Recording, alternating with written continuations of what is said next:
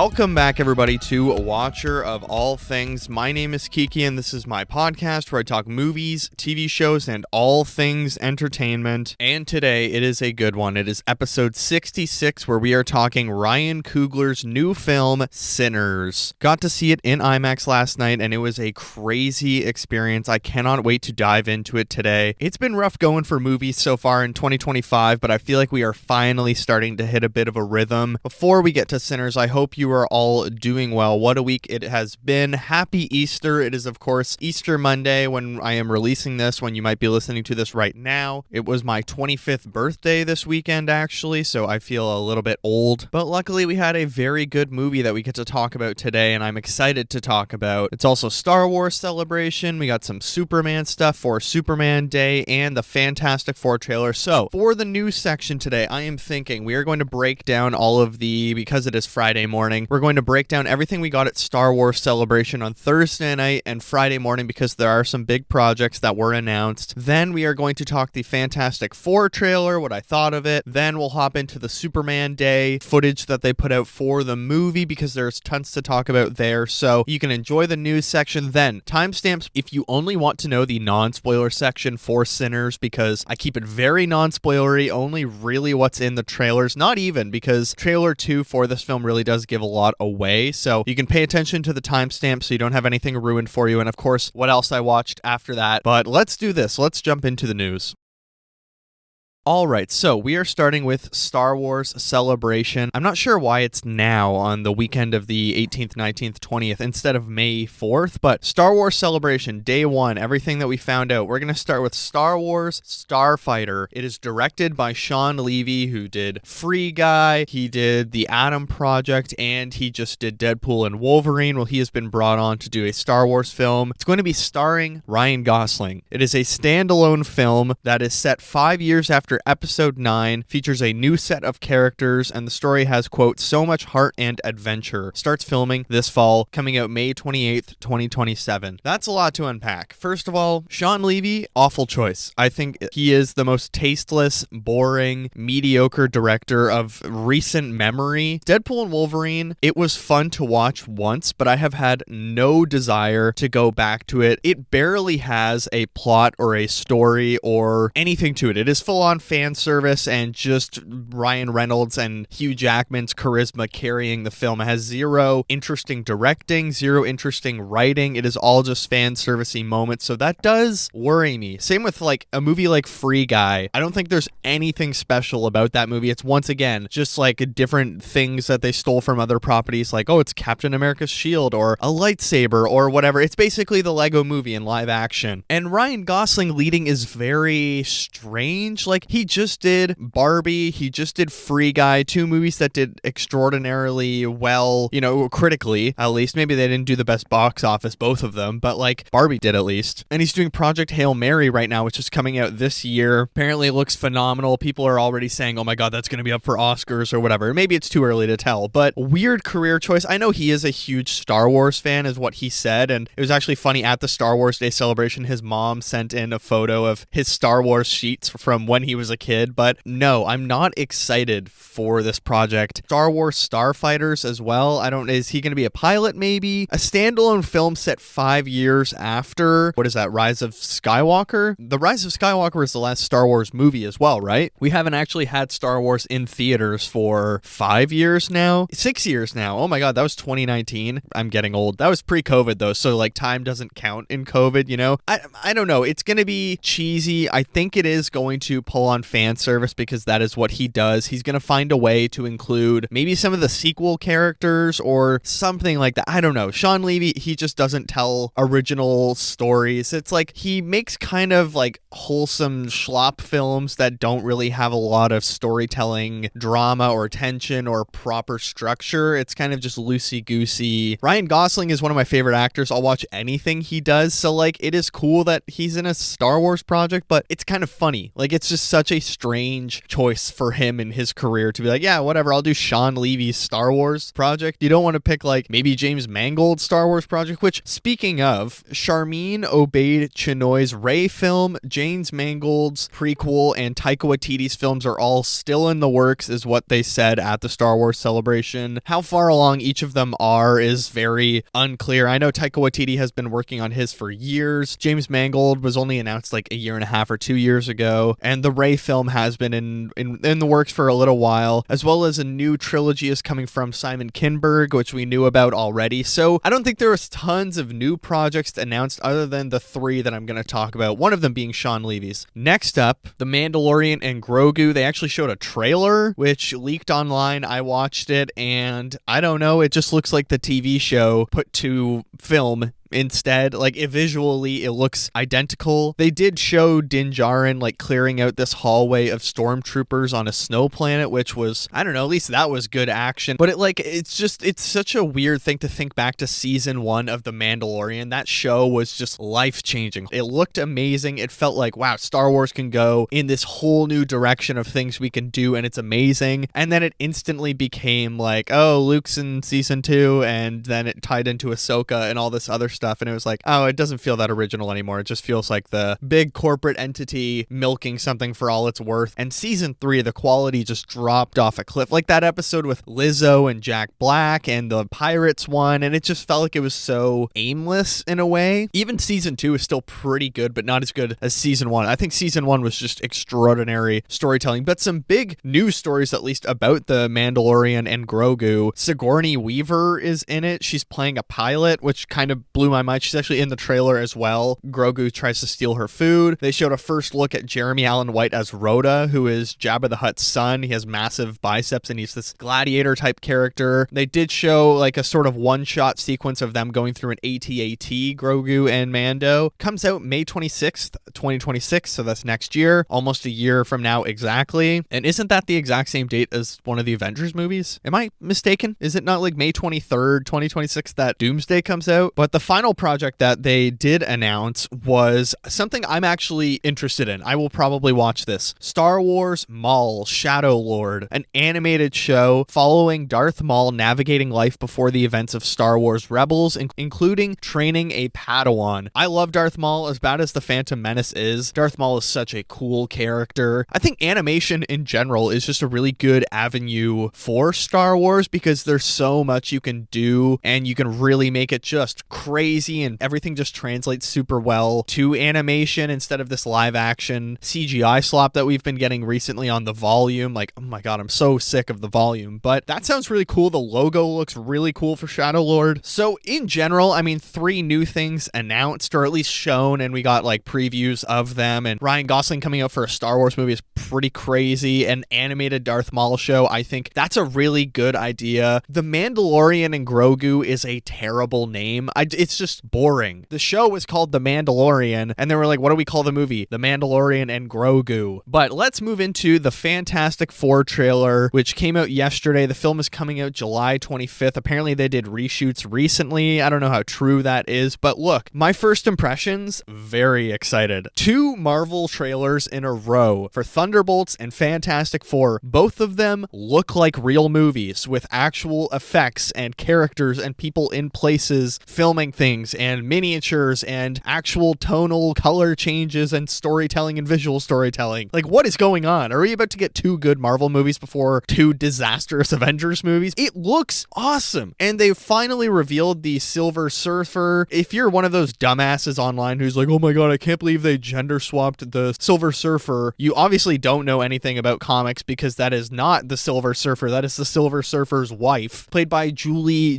Garner, right? Julia Garner, I think, from Ozark. I love her so much. She is just fantastic. We get like 3 real shots with the Silver Surfer. One of them, she's going through like a sandstorm, or maybe it's actually explosions in the night sky from Galactus, and it just looks really good. Like, I was shocked of, oh, I don't hate these visual effects. I think there's one like standalone image where she's hovering above the city, and the CGI is, I think it's okay, but at the same time, when you're watching trailers on your phone or laptop, laptop, keep in mind how compressed the image is. Like, you're watching it in 1080p, but the image is so compressed compared to the actual film projected in a movie theater. So that's why I'm always like a little bit hesitant to comment on CGI in trailers. We finally get all of the powers of the different characters. I'll start with Johnny. The fire powers look fantastic. Oh, I don't want to use that word. I don't want to say fantastic. The fire powers look really good with Johnny. Like, there's one where he's coming out of a theater. I think it's the Gilbert show. Flames on and jumps in the air. I can't wait to hear him yell flame on. That's like one of the best things.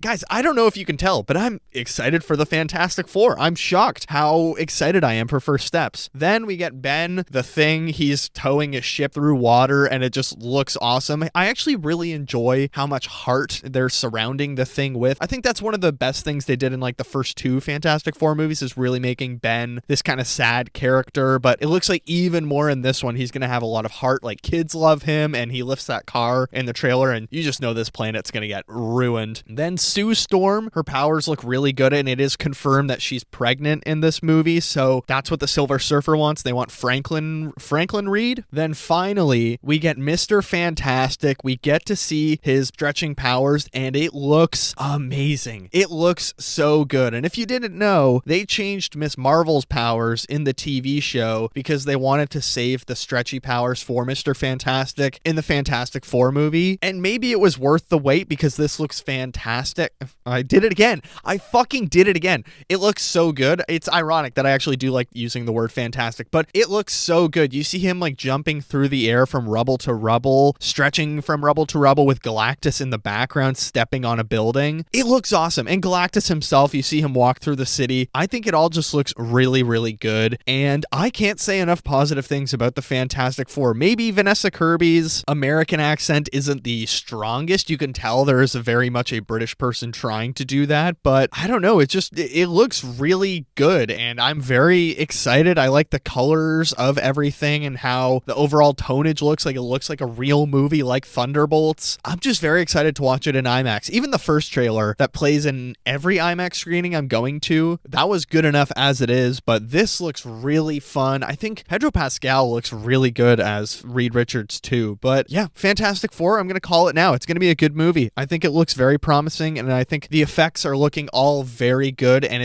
I like the trailer showing how it has comedic elements at the start of it and they're this big great happy family, and then slowly it just turns into like this cosmic horror in the second half of the trailer. I just think it's really promising. But let's go through the Superman footage that we got today. It's not a trailer, that's important to know. It is a behind the scenes sort of James Gunn, David Cornsweet, Nicholas Hoult, everyone that's involved is talking about the project itself, and I gotta say I'm even more excited now. It's so much fun to hear storytellers that are passionate about what they are talking about. Like this week, I know we're gonna get into Sinners in a couple minutes, but Ryan Coogler talking about the IMAX formulas or the ratios and how he shot it and like just the science behind IMAX itself. He talked about it in like a 10-minute video with Kodak. It was just so much fun hearing someone nerd out about their job. I like listening to people who are interested in what they're talking about, and that's what I got from the Superman footage today of like, wow, James Gunn really cares about Superman. And he starts the entire footage by saying, I've wanted to do Superman for a while. And Peter Safran talks as well and says like, this was an idea that we brought to him a long time ago, but he wasn't ready and he didn't know his gateway into it. But then he came back a couple years later and said, I think I know how I want to do this and how I'm going to connect to it. And I think that's the most important part. Getting a director that not just is doing this story because they've done big movies and will give them a bunch of money, but because they feel like they have a connection to it and they have a love for that story, which we're going to talk about a lot of personal connections to a story today. But it is interesting how we have this huge story like a Superman movie that still somehow feels so personal when people are talking about it behind the scenes. I get that a lot from like Matt Reeves talking about the Batman as well, and now I'm getting that from James Gunn with Superman, and it's just a lot of fun. We see White Martian with Lex Luthor. We see a bunch of Superman stuff behind the scenes, like him fighting Rays and like Green Lantern stuff, and it's just, you get behind the scenes of every character. So Mr. Terrific, we finally see Metamorpho, and he looks awesome. That's Anthony Carrigan playing him from Barry and Death of a Unicorn. I'm really excited to see what he does with the role. And we also get some Daily Planet stuff with Perry White and Lois, Jimmy. We get to see someone in a mech suit. I don't know who it is. Is it a prototype Lex in his like armor suit or his war suit, or is it in Creature Commandos or maybe in Superman? There was a newspaper clipping that talked about the Bolivar or something like that was running rampant, some armored guy. It's just, I'm surprised how much they did show with this, like a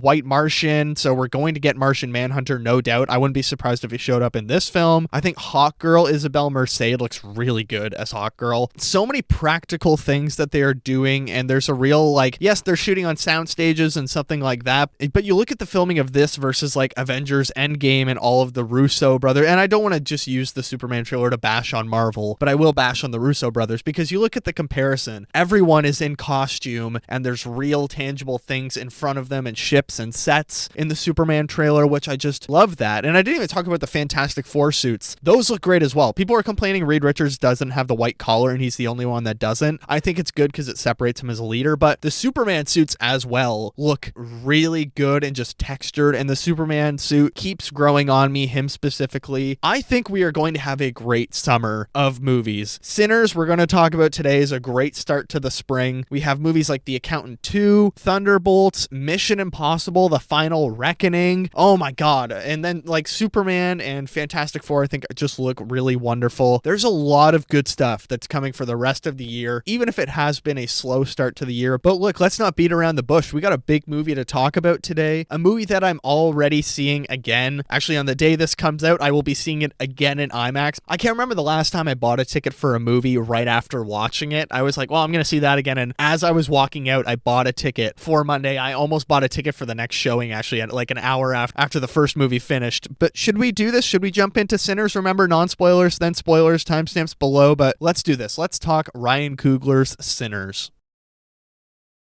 Sinners is a 2025 horror adventure film coming in at 2 hours, 17 minutes. It is directed and written by Ryan Coogler with a budget of $90 to $100 million.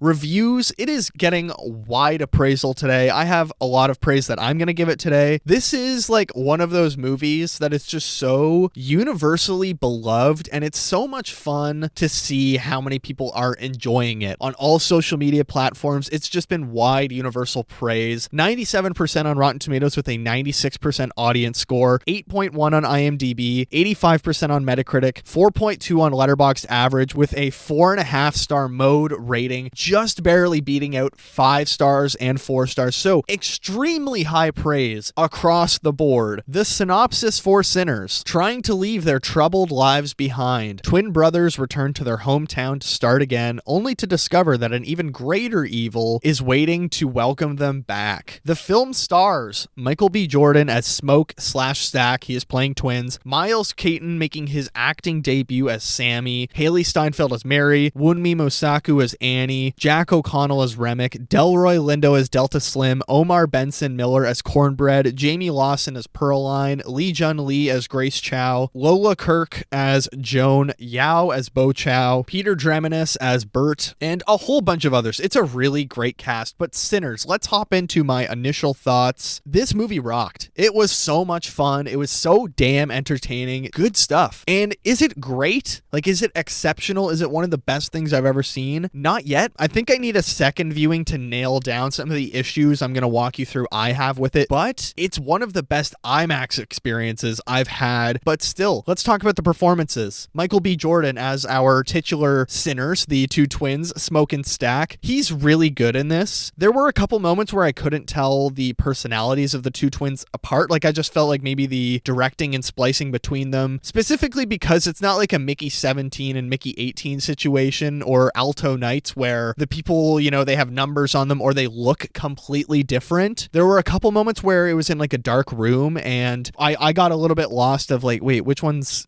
he, which one's he? The teeth were always a good indication though between Smoke and Stack, because Stack has metal like grills in his teeth kind of, or in a few of them. I don't know, like braces almost. Michael B. Jordan, maybe his best performance of his career. I'm not sure. I think I need to watch the Creed films to compare them, but he is just so good in this as both characters. You can definitely tell though, Jonathan Majors probably would have played one of these characters. Let's move into Haley Steinfeld as Mary. She's really good in this. I don't think she is given like tons and tons to do, but she still has a lot of fun stuff and she's a really good part of the plot, and she is just so incredibly good looking and gorgeous. Like, oh my god, she's enticing and is one of like the sexiest roles we've had in a while in a movie. Wunmi Mosaku is Annie. Look, I've seen a few projects with her now, like Loki. Actually, she's in Batman v Superman as well, which I just realized the last time I watched it. Like, why do I know her? Oh my god, that's the agent from Loki. She was also in Deadpool and Wolverine. I think she was in a still from episode 1 of The Last of Us. Regardless, Wunmi Mosaku as Annie was one of my favorite parts of this movie. I think she's honestly maybe the best character in this film other than Sammy. She's just given so much depth to her character and so much pain and grief and effort and such a great relationship with Smoke, her estranged husband. She's been in a few projects I've loved and she just keeps on impressing me. I need her in at least 4 projects a year. Then Miles Keaton, he is a singer. He is not an actor, and this was his acting debut as Sammy. He's arguably like sort of a lead in this film. I think the leads of this film are Smoke, Stack, and Sammy in some ways, and he is so good. Like, he actually gives a phenomenal performance. He has a lot of pent up sort of hopes and dreams that he's been pushing for, and he has a father who's a pastor. Everyone calls him pastor's son or pastor child or something like that. So he is known as being the son of a pastor or son of a preacher man. Great song. But his musical performances in this are fantastic. One of the musical numbers is probably one of the best like scenes that we've had in the 2020s. It's so much fun. Everyone is talking about it online and no one's spoiling it, which I appreciate because it does something that just transcends the medium, and I loved it. It's sort of shot like a one shot altogether, and I just almost levitated out of my seat. I was like, I can't believe we're doing this right now. This is so much fun, and it's just gorgeous. Jack O'Connell as our villain, Remick, I think he is one of the best villains of the 2020s, and I say this every time I watch both Black Panther movies. I watch this movie. Ryan Coogler does not write bad villains. Namor, Michael B. Jordan in the first Black Panther film, and now we have Remick. All 3 villains are so layered, but most of all, you don't condone what they're doing, but you understand what they're doing and why they're doing it. And it's so interesting, the cultural context to Remick's character and what he's trying to do and why he is this vampiric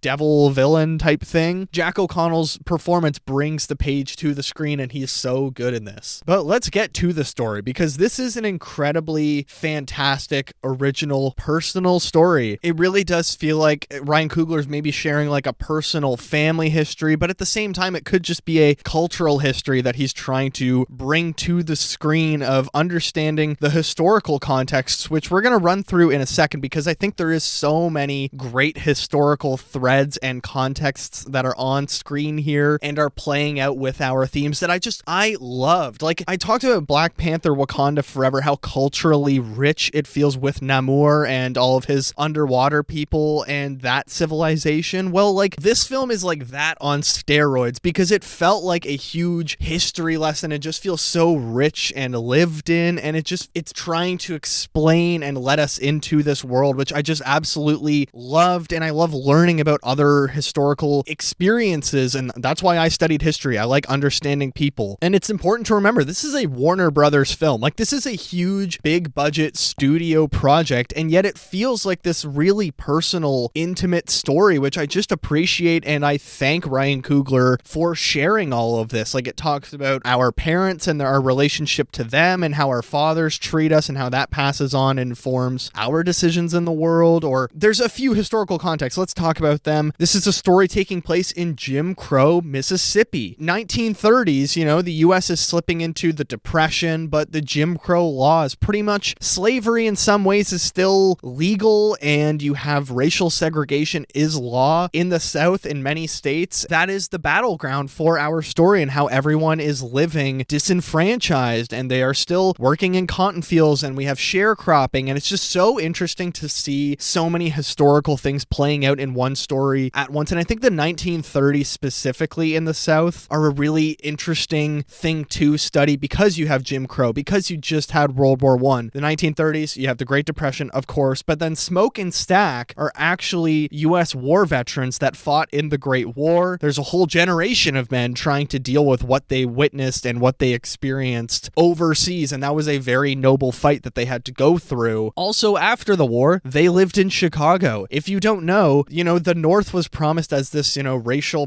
prosperity heaven when in fact in 1919 Chicago had the race riots. So it is not this racial haven that people could go to where they could feel free, and that's a huge part of this story as well. Sammy wants to go to Chicago, and you see these different ideas playing out and dreams and hopes versus reality, and that's a huge part of this movie. 14 years earlier, from this story, there were the race riots, and they worked with Al Capone. So you have gangster culture, you have black culture, you have racial segregation in American culture playing out the immigrant experience as well for the Irish. You also have the Delta Chinese involved in this story. It's just, it feels so culturally educational and rich, this film, and I just cannot praise it enough for giving this all in one movie, as well as the arts in 1930s. People trying to get through the Depression or through Jim Crow with the arts and trying to make sense of their lives and bring peace to themselves and enjoy the little things then they can because they work so hard all day. Like Ryan Coogler, and we'll talk about his directing now, he's just a fascinating storyteller. It can be this huge stakes, big blockbuster film, like even a Marvel Studios movie like Wakanda Forever, but it feels like a personal diary entry where, you know, Wakanda Forever, they're mourning the loss of Chadwick Boseman. In this film, it feels like a personal loss and a personal battle of things that happened to people in the South that he knew, or just his own culture and his own cultural exploration. And it blows me away, but he literally directs 2 musical numbers in this, blending so many genres, and he's just trying to tell so many different stories and different styles in one story. And I just love his visual choices. Maybe where the movie doesn't work so much for me, Sinners, is the writing is a little bit too much at times. Too many things being introduced, or even the last 20 minutes felt like a bit of a hat on a hat. We already have this great A story, but then it turns out this other thing has been happening the whole time, and it's like, oh, we're just getting like another whole tacked on section here. And it's really funny because there was just this episode of The Studio where Ron Howard has this like extra 45 minutes of his movie at a hotel, and that was sort of how I felt here, of like, oh, this ending is like adding on a whole other thing to this movie. And they also do this thing where they show pretty much the final scene of the movie at the start and then say 24 hours earlier. I'm never a fan of that in movies. I always think like, I don't like knowing where this is all going to go, because the whole time you're like, well, we know he's going to survive because he has to make it to that scene a day later, and it's not that ambiguous either. I prefer not knowing where the story is going to end up. Are we going to stay around where we are right now? Or I don't want any indication of where this is going. Also, this is non-spoilers. I want to tell you, stay for the credits. There's a mid-credit scene and a post-credit scene. The mid-credit scene is like 5 to 7 minutes long. Like it's pretty much the ending of the movie. He rolls credits, then there's like 2 minutes, and then it goes immediately into the mid-credits, and we get this huge reveal and all of this information. I don't know how I feel about that, but Ryan Coogler does do that a lot. He's done that in Black Panther. In Wakanda Forever, we had the reveal of T'Challa Jr. That's what he does, so I appreciate that he does like stick to his own style, and that's something he enjoys. Plus, it makes you stay for the credits, which I actually like staying for the credits because it's fun to just, I don't know, look at all the names involved and like take in the scope of how big every movie is at the same time, you know? But Coogler always loves using the credits, and he does it to his full advantage here. This is the most I've ever seen in the credits of a movie ever. There was like 10 more minutes of stuff. It's unfortunate because half of my theater left, and I was in a pretty busy theater, actually. I'm very happy to say this movie is going to do well opening weekend. I think it's projecting 40 to 60 million, and my theater, I went to a 7 o'clock IMAX screening. It was pretty full, and it put a smile on my face seeing so many people there. But stay for the credits because probably 2/3 or at least half left and missed a bunch in mine. But I want to get back to some positives. The movie is very funny. There are so many great jokes in here that everyone in my audience was having a huge laugh. Specifically, Delroy Lindo as Delta Slim. He has so many great one-liners or punchlines at the end of a scene or little moments of physical comedy. They killed me. And same with Cornbread, played by Omar Benson Miller. Honestly, some moments that you laugh because they are just so audacious and horny. And that's another thing. This movie, it's very horny. This is a very, very horny movie. I think vampire movies should be horny, actually, like the Twilight movies, you know, those are pretty romantic. But also Nosferatu last year, another movie I really liked, is a very horny movie. And this one, oh my God, Haley Steinfeld is hypnotic in this movie. A lot of people drool in this film, and I think many people in my auditorium were as well, because she is jaw-dropping. Nosferatu and Sinners would be a great double feature for like Valentine's Day or Halloween. If you want a sexy Halloween, watch Nosferatu and Sinners. But let's talk about the main event for me. what was easily the best feature of the film, the thing I loved most, and that's not saying it's a bad movie or anything like that. It is far from a bad movie. This is a very good movie, but Ludwig Göransson, my favorite composer, other than Hans Zimmer, I would say, his score is mesmerizing. Like, he blends rock, blues, hip-hop, soul, opera, gothical, electric guitars, and class, everything. I am floored. Like, I've already listened to the score 3 times today because I could not believe the music that he is going for. There's one guitar riff in this movie that I was mind blown. And this score is very close to being my favorite of his. I think Oppenheimer is still definitely in first because that was like, I mean, it's almost like Daft Punk and like Tron and that Transformers movie where you play the Daft Punk album. Like, Oppenheimer's music all feels like one long song going throughout the film. Can you hear the music? Also, it's such an important part. But what he does in this film is mesmerizing as well. He has an original song with Miles Caton in this. The song was fantastic. The music is just so good. Both like the score and the actual in-world music that they're playing at their juke joint is what it's called. So Ludwig Göransson, he needs to keep working with Ryan Coogler because he is just straight up mesmerizing, fantastic. I love all of his work and I just cannot wait to see him do his next project. I wonder what his next project is. I actually don't know. Now, I do want to talk about the pacing of the film. It's 2 hours, 17 minutes, which is not, a long movie by any means, but I did feel like the story took a little bit to get going or find its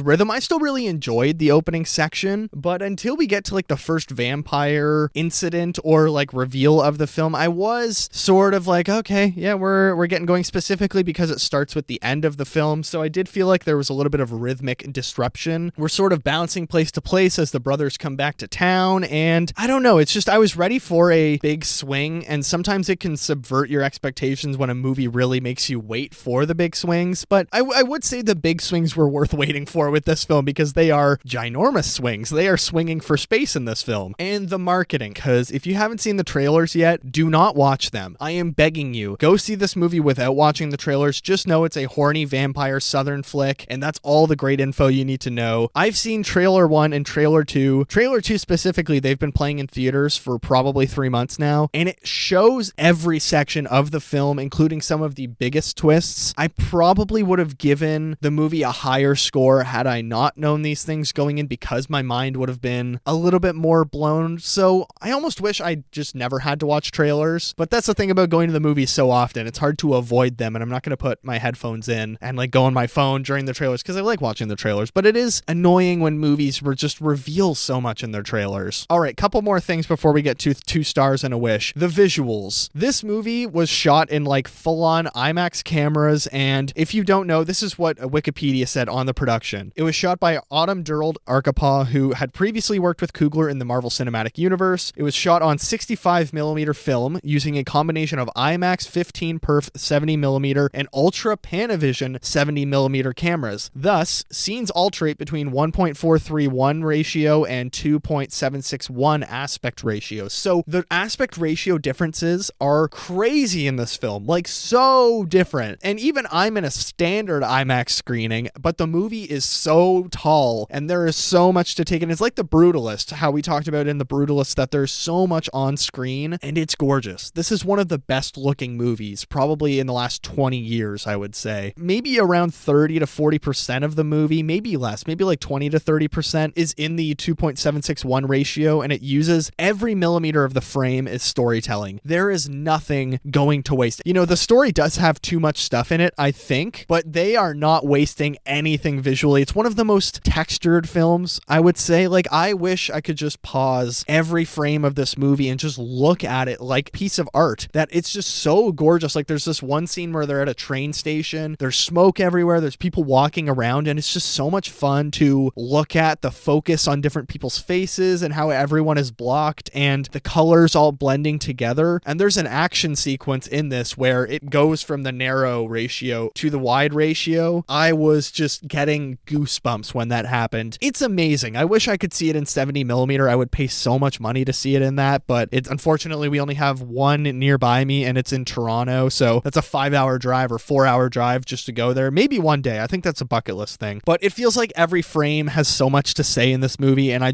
can't give them more credit. I don't know, cinematography next year, I think there's a lot of really good looking movies that are going to be coming this year, but this needs to be in the cinematography conversation. And not just cinematography, but the visual effects and the practical effects. It's a vampire movie, and there are little visual effects things here and there. It's not huge, like CGI visual effects heavy movie at all compared to, the Black Panther movies. But the visual effects with the vampires in this movie are so good, and they do such a great job with what they needed to do practically as well, with like blood shooting everywhere and people being stabbed. Such a well-made movie. So what is Sinners about? Some of the thematic things. What is this story really about? There's cultural assimilation. Jim Crow America is not a free place, but just because, slavery ended, it does not mean that African Americans were free one bit. Racial segregation is still out for Black culture and is trying to disenfranchise them. It's an extraordinarily rich film, like I said, and that not only speaks to the Black experience in this context, but there's other immigrant experiences and racial experiences in this film. Like we get the Delta Chinese, the Irish, and the Choctaws, who are local indigenous. I like how this points at America as a melting pot in this era. There's also the connection between generations through the arts. That is really the centerpiece of this film that I really enjoyed. Once again, Coogler plays with the dynamics between the living, the dead, the past, the future, just like the Black Panther movies. It's so fascinating, and I think Ryan Coogler is such a dedicated storyteller that even in the Marvel formula, you can see so many of his popular themes, and things I love about his films, how spiritual they are between the living and the dead. You get this in this film. You get it in Wakanda Forever. You get it in the first Black Panther movie. I love Ryan Coogler, man. Then you get the failure of these racial paradises like Chicago and places in the North where there was still, they didn't have slavery anymore and they didn't have Jim Crow, but they were still massively racist. There's also discussions, of course, of spirituality in the South. There's people who know certain remedies, I will say, and I'll leave it at that. But also talking about religious assimilation within your own race, that, music was seen as the devil, and I really love all that. Also just grief and generational differences, and how great Black music is often stolen and appropriated by white artists. There's a line in this movie that literally says, white people love our music, they just hate us. Guys, there's so many fantastic themes in this movie, and that's why immediately I wanted a second viewing, because I wanted to sit with those themes again. Once I could pick up my jaw from being so blown away by the visuals of this film, I was like, okay, maybe it wasn't too much, but 2 stars and a wish. Let's get into it. Star number 1, the score is fantastic, and it deserves to be heard in IMAX or Dolby, whatever your loudest theater that you can get. You need to hear this score as loud as possible. Star 2, the story and its visuals are something that need to be seen in IMAX. This is a movie shot on IMAX cameras. Go see it in IMAX. My wish, maybe a little more linear depth to the story. It does feel like we are bouncing around at times, and it can feel like a little bit too much, but maybe with a second viewing it'll be better. But look, overall, this is definitely the best movie of 2025 so far. Culturally rich, visually dynamic, and such a cinematic experience. Maybe it's a little messy, but I think my second rewatch in IMAX could work out some of the issues I have. Stay for the credits, to the very last credit dropping when they, kick you out of the theater. Stay till the end because every minute is rewarding. Sinners was so much fun. It's a movie I will never forget. It's a very solid 4 out of 5 for now. Could go up to a 4.5 on a second viewing, but I'm not sure. I need to sit with it a little bit longer, but let's move into spoilers.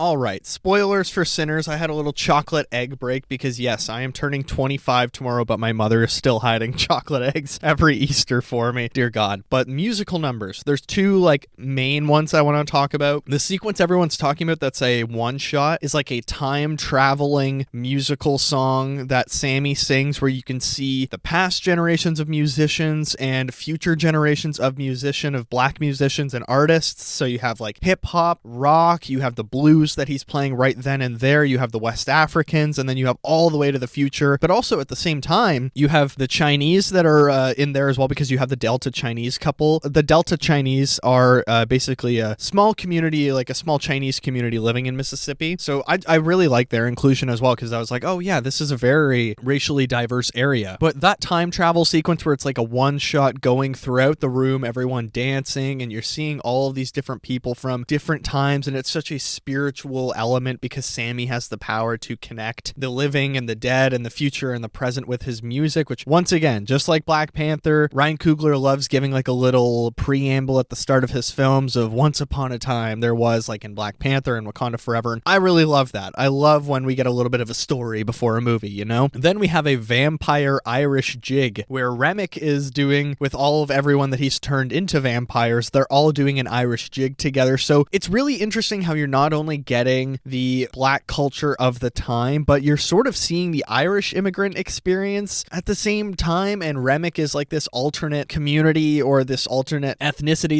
/ nationality, or he's, you know, you could even say he's like ethnically Irish and he was persecuted by Christians in his own country, which he talks about, and we'll get into that in a second. But it is just fascinating to see the metaphor that's happening with assimilation in this film in general. But I want to talk about Annie for a second, because like I said at the start, probably my favorite character in this film. She knows how to do these like spiritual remedies, and she gives Smoke this necklace, this medley thing around his neck that actually protects him from the vampires. And I just love that Ryan Coogler was willing to embrace things that maybe today people would be like, oh, well, that's weird. Who believes in that? But it's like he's being very accurate to the time of how different people would treat remedies or how people maybe thought. And I just really like how rich it is and how it can give you these different perspectives of these different people. But Annie and Smoke's relationship in general just feels really loving because Smoke went to war and fought for the US in Germany, or in German trenches rather. He hasn't come back since because they moved to Chicago after. Annie and him actually lost their first child, or maybe their only child, I would say. They lost their daughter. So they've sort of been estranged from each other because Smoke didn't come back. But now that they are back in town, he reconnects with Annie and they still love one another. It's very like icy at first, and you can see, I just like watching a complicated relationship on screen. It's not immediately this loving embrace of, oh, you were gone for however long, 10 years, probably it has to be at least 10 years because the Great War ended in 1918. So he's been gone for at least 14 years, but he comes back and they kind of work out their issues. They're a little bit rough with each other, and then they finally embrace and they love one another and they make love. And they have a really beautiful relationship, and how their story ends as well with Smoke. He's killing all of the clan members, which we will talk about. He is dying and he starts having visions of Annie breastfeeding their child and nurturing her. And I thought that was a really interesting touch as well, that he's not just reconnecting with Annie in the afterlife, but their child as well. And I think the choice of breastfeeding as this nurturing thing, because they're a huge point of contention in their relationship, is that Annie wasn't able to take care of their child. Mother breastfeeding is a very caring thing and very intimate thing, and a connection between a mother and their child. So I thought that was such an interesting story point for the Vision. And she's also in this like very angelic white laced outfit or costume, or outfit, I guess. Costume is the movie terms, but outfit is what I would say. And it was just a very intimate and loving, nice end to the story. Even if Smoke is dying, it's like the right thing that had to happen for him. But I think Smoke, to me, is the much more interesting of the two twins. Stack is very much a hothead. He gets mad at people, and you know, he's the one that was kind of taking care of Smoke a little bit more, but Smoke has PTSD from the war. That's why Stack has to roll all of his cigarettes, which you don't really find out till the end. Thought that was a fantastic touch, because you keep wondering, why is Smoke like, he has tremors so his hands don't stop shaking. So at the end, that's actually in the second trailer as well, where he's struggling to roll those cigarettes. And I just thought all of these different historical contexts that are playing out in front of us. He's not only about to fight the clan members because he's in the Deep South, but he also is a World War I veteran who just lost his wife, who lost their baby. And there's so many intermingling, personal, intimate storylines all playing out on this battleground in 2 hours and 17 minutes. And as for Stack, you know, he does have a lot of really great moments in this film. I think there are moments where it's hard to tell the twins apart, but at the same time, in my mind, I really do see them as two different people and almost two different actors. Like, there is a mental block. Stack is so different, and him and Mary cannot keep their hands off each other. At one point, Mary, once she's been turned, and everyone is talking about this online, that she's been turned into a vampire, she starts drooling, and Stack is like, Mary, what's going on? And she spits in his mouth, and everyone in my audience was taken back, and it's one of the horniest things I have seen in a movie in a very long time. This was up there with Baby Girl for horniness and Nosferatu, like, and even their storyline is really great. Basically, the argument or the issue of the film is either get killed by the clan in the morning or joining Remick. So the clan, they sell the place that they're having their juke joint at. They sell them this barn. I think it was a barn, but their idea was they were going to set them up where the clan sells it to Smoke and Stack, and then they come by in the morning after the party and kill the brothers and kill everyone involved. So it's more of a slaughterhouse than an actual party joint. Of course, Remick knows about this because he converts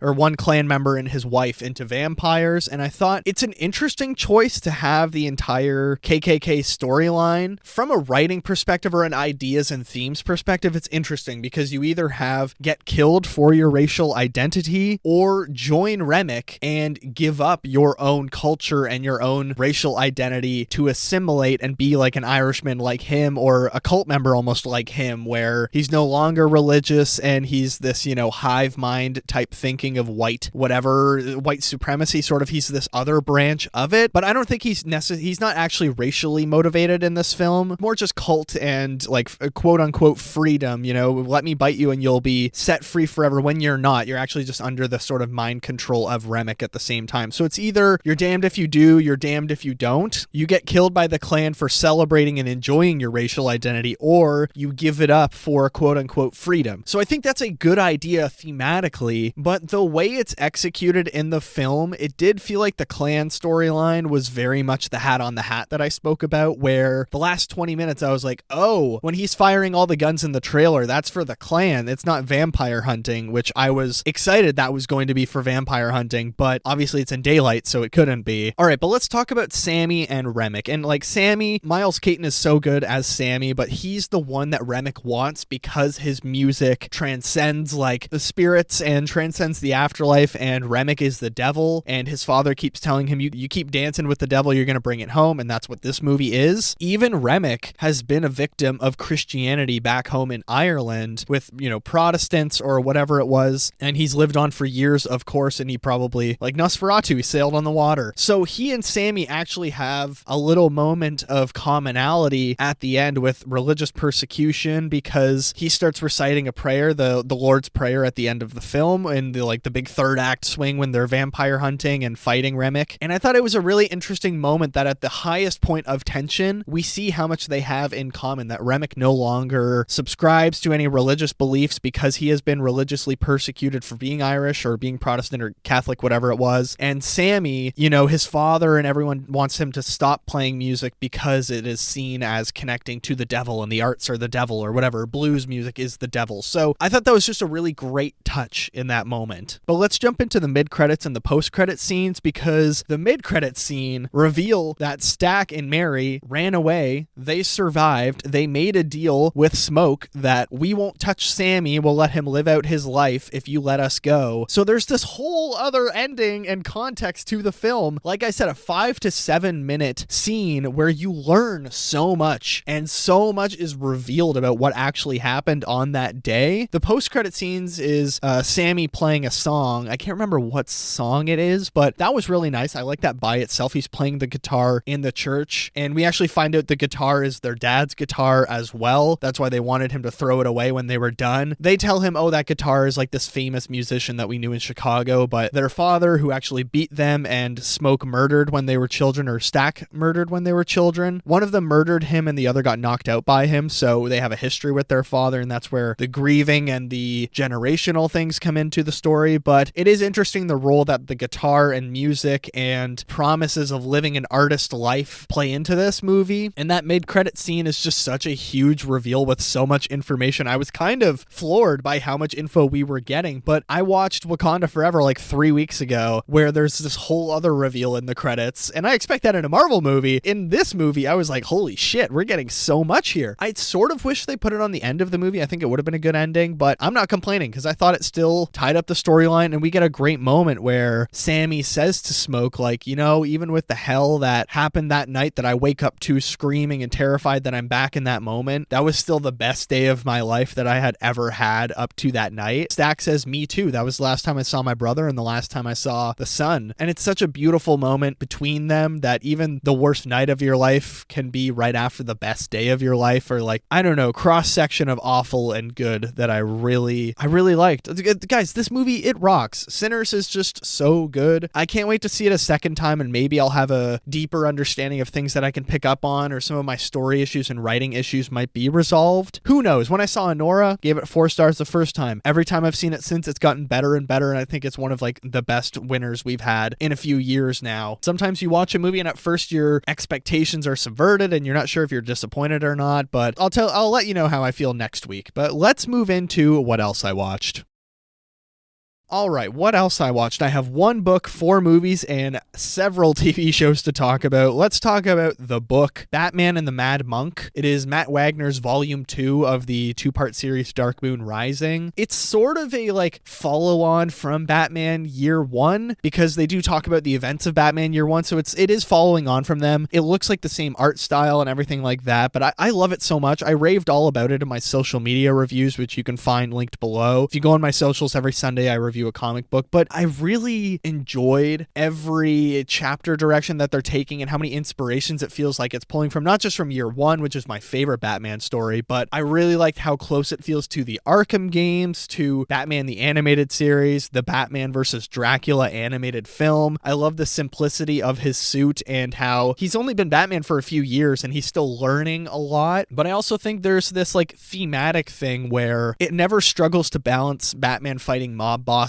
and monsters, and that was something that was really great in Batman the animated series. As you know, you could get a 4-episode arc where he's fighting Rupert Thorne and his gangsters and the Penguin, and then you get a 2-episode arc where he's fighting Killer Croc, and it never feels like those episodes are sort of battling each other or either of them are out of place. So Batman and the Mad Monk, if you haven't read the Matt Wagner Batman books, there's 2 of them, I would recommend it. Let's hop into TV. All right, it's been a Survivor heavy week. We watched season 1, we watched episode 11, 12, 13, finished the season. Of course, Colleen, Sean, Sue, Rudy all get voted out. Rich wins it. Richard Hatch, if you don't know, literally went to prison because of Survivor because he did not pay his taxes on his winning. Season 1's really good. I think it takes a little while to get going. Once they start getting greedy towards the end, that's when it gets really good. So we immediately jumped into season 2 after Survivor Australian Outback. We watched the first 3 episodes. I do remember watching that as a kid. I would have watched it a few years after it came out, obviously, because it came out in 2000 and I was still a baby, but it's so much fun seeing Jerry, Tina, Colby Donaldson is like a Survivor legend, and it's just crazy to relive all my like childhood Survivor memories. But the first 2 seasons are just so much fun. I'm looking forward to watching a bunch more of season 2 and really work our way through the seasons by the time of season 50 coming out. I think that's one thing I really want to do, so we know every player's context is really important. And there's some seasons in the 30s I haven't watched, probably 30 to 37 I haven't seen, but every other season I have watched in my life. Then after Survivor 1 and 2, watched Survivor 48, episode 8. Boy, oh boy, was it messy this week. Chrissy goes home. David is a bit of a hothead, and I wonder what's going to happen with him this season because he does have some major attitude issues, and I think he has a tough time listening to others or taking in ideas from other people. Very interesting. I think Kyle and Camilla are in very good positions to win the game. Mary, my winner pick, is worrying me, but maybe she can start,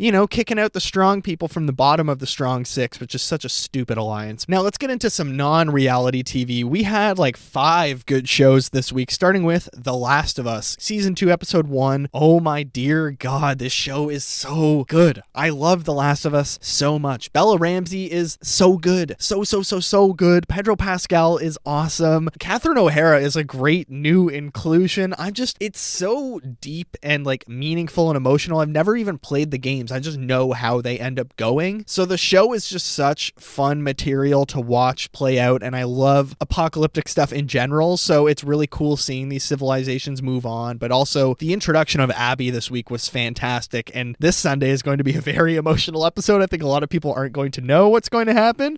Maybe it will happen, and you know what I'm talking about. I'll just say Golf Club, and you know what I'm talking about. Maybe that's going to be episode 2, and I think it is, but it's going to be messed up. Next up, I have caught up on Hacks. So I watched season 2, episodes 7 and 8, then all of season 3 and season 4, episodes 1 to 3, the ones that are out right now. I thought they were doing 2 a week, but I guess they just dropped 2 for the premiere and then 1 for this week. Hacks is so funny. Like, Jean Smart is a comedic genius. Hannah Einbinder it just blows me away sometimes. Like, there's one scene, I think it's in season 3, where she's talking about everything about like working for a corporation and all all of this stuff. And Shooter McGavin, his actor's like, plus on stolen land. And she just has this expression that's hilarious. And they do a whole episode on cancel culture and old jokes resurfacing that like any comedian who complains about cancel culture should watch that episode. And it tells you perfectly how to educate yourself and learn from past mistakes of things that you have talked about or said that are no longer acceptable, or honestly, were never acceptable, but were just said in public and people didn't put up a fuss for it. So Hacks, that's probably my most recommended thing I would watch if I were you this week, other than The Last of Us, of course. Black Mirror season 7, I watched all 6 episodes. It's still not as good as like the first 2 seasons of Black Mirror. Every episode now is just kind of, oh, you put a thing on your temple and it's a white dot. It gets a little bit samey. I'm a little bit tired of it, and I think they should wrap it up. I think they should probably stop Black Mirror. But speaking of wrapping up shows, Daredevil Born Again wrapped up this week, and the finale was pretty decent. Like, I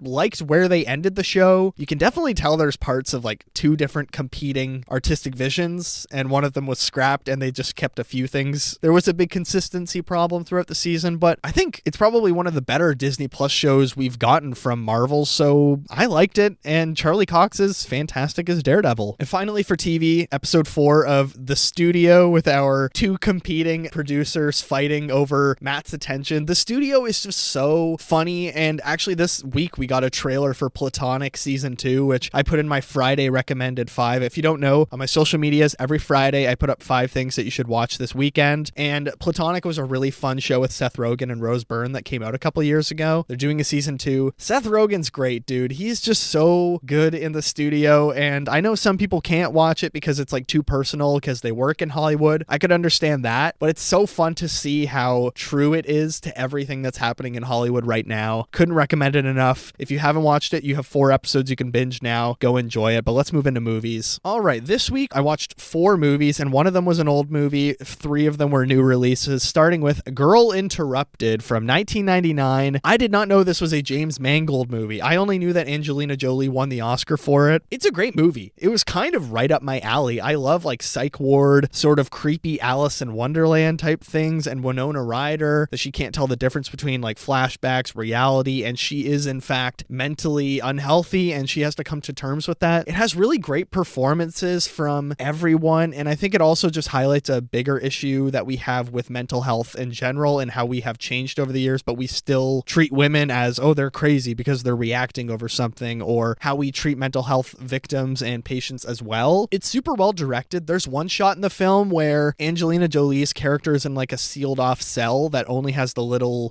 slit in the door with a cage that you can see through, and everything is out of focus except Angelina Jolie standing at the back of the room through that slit, and that's all that's in focus in the frame. Super well shot movie. I gave it 4.5 stars. It was a great first time watch. Then I saw 2 new movies this week, starting with The Friend. It stars Naomi Watts, Bill Murray, and Dowd. A pretty depressing movie, to be honest. So it's about a writer and teacher, Iris, finds her comfortable, solitary New York life thrown into disarray after her closest friend and mentor bequeaths her beloved 150-pound Great Dane to her because he kills himself. It's so funny watching a movie about a cat lady learn to love dogs when all the dog wants is to sit on the bed or like go out for a walk, and she's like, oh my god, you can sit? I didn't know you could do that. Or, you know, the vet says, have you tried talking to the dog? Like, dogs sometimes like when you just talk to them. She's like, oh, I haven't tried that. And she's just the dumbest person possible. It's like, it's not a good movie. It is depressing and it's just straight up bad. There was maybe 40 minutes of it where I was like, okay, I'm kind of enjoying this. Like, there's some cute stuff in here, but oh my god, it's just so flat and doesn't know when to end. Like, there's like 4 endings to the movie, but the dog Apollo was awesome, but I gave it 2.5 stars. Then I watched Sacramento, which is this film with Michael Cera and Michael Angarano. Michael Angarano plays Will Stronghold in Sky High. It is so weird seeing him as like a full-on adult directing his own film. I loved Sky High as a kid. So it's pretty much a real pain, like I said in my socials review. It's about 2 best friends that used to be really close, but they're not as close anymore. Michael Cera's trying to distance himself from him now that his wife, Kristen Stewart, is having a baby. He thinks his friend is a bad influence on him, but they decide to go to Sacramento together for one last hurrah. And it's a lot of fun. I think it's a really heartfelt movie. It feels like something we have seen before. Like, what I took away from it was, we're not reinventing the wheel here. I feel like it's a familiar story we've seen a bunch of times of, you know, one uptight guy and one loose guy going on a road trip together. Sacramento was a great movie. movie, and I gave it 3.5 stars. But my final movie of the week, I resaw Warfare in theaters, not in IMAX this time, unfortunately, because like I said last week, it played for one night in IMAX at my theater, and then the Amateur took over, which was just so stupid. Luckily now it's Sinners, thank God. I resaw it in standard because I just felt this need to go see it again. I was like, I want to experience that thrilling action for an hour and a half, and it is so good. Sure, it's pretty straightforward, point A to point B, and there's no like story to it really, but it's such a fascinating meditation on memories and something that happened in your life that was terrible that you were a part of. I also watched like 4 Iraq war documentaries this week, so if you have any questions, I can answer a bunch of it. Like I said last week, it's a great theatrical experience, and I didn't even talk about the show of Force last week. It's the worst part of doing a podcast talking about movies is when you release an episode and a day after you realize something you forgot to talk about that you loved about a movie. The show of Force sequences with the F-16s or whatever, the jets flying through the streets to scare the people that they're fighting against, were some of the craziest moments in the film. I saw it in standard and it still looked great. It was still a great theatrical experience, and I can't wait to watch it again. I gave it 3.5 stars. As for this week, I'm going to watch Mission Impossible 5. I'm going to watch The Accountant. I'm going to watch G20 as well as Havoc. So lots of new stuff to catch up on. I don't think I'll see as many theatrical movies next week. I think it's going to be a lot of streaming stuff, specifically because the hockey playoffs are starting. So I got to watch Ottawa versus Toronto. This is the first time my favorite hockey team has been in the playoffs in 8 years. So it's a big deal. Still, lots of good stuff like TV to come. And that is what else I watched.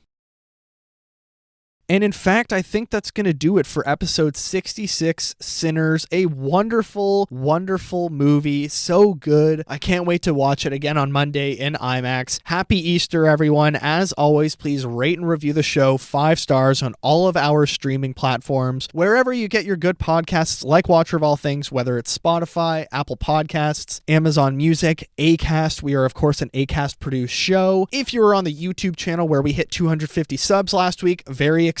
Please like, subscribe, comment. What did you think of Sinners? Is it your favorite Ryan Coogler film? Is it your favorite Michael B. Jordan performance? It's probably mine. You can also get in touch with the show via email, watcherofallthings@gmail.com, or social media platforms, Instagram, Threads, and TikTok. The Instagram and Threads accounts are at Watcher of All Things. The TikTok account is at watcher.of.all.things. And you can also follow my personal Letterboxd account, which is KikiJ70. That's KIKIJ70.